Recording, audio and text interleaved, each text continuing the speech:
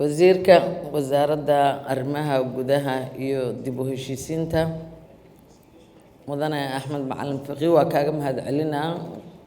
suurtagelinta kulankan iyo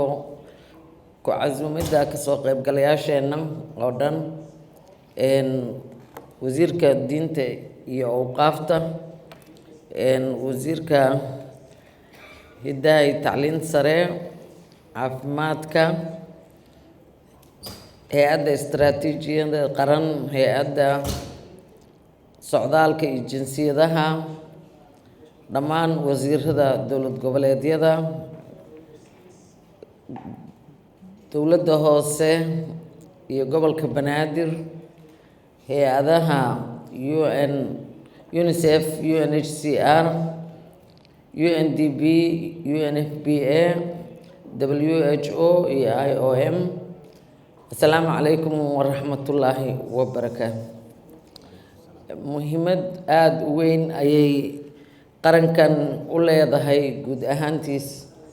in la helo diiwaangelinta madaniga ah waxaana uga mahadcelinayaa wasiirka siyaasadda qaran ee loo dejiyay iyo heerarkii ay soo martay oo aan halkan lagu soo koobi karin su-aasha mudan in la isweydiiyana baahi noocee ah ayaa loo qabaa haddii ay tahay dhinaca madaniga iyo dhinaca amniga waqtigan lagu jiro waxaan nahay ummad ay wax walba ka soo baaba'een oo horey u jiri jiray haddii ay sii jireenna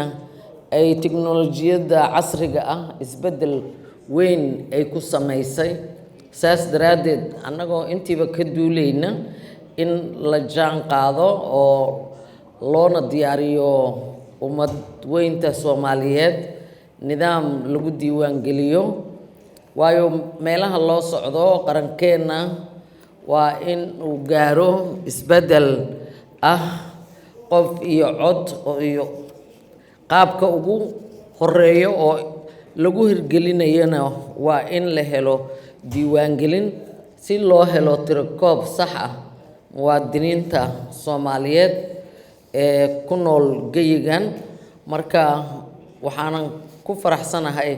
inaan ka mid noqono wasaarad haween iyo xuquuqda aadanaha daraaddeed marka mudane wasiir waan kugu garab taaganahay waan kugula shaqaynaynaa waan soo dhawaynaynaa